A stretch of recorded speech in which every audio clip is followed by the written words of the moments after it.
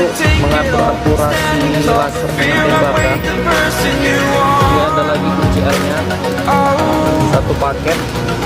Ini dibuka dari bawah, diatur lasernya mau dinaikkan atau diturunkan. Dia dibuka. Oke, seperti inilah dia. Cara pemasangannya gampang. Sama pasang baterainya dulu, tinggal putar ininya. Nah, dia.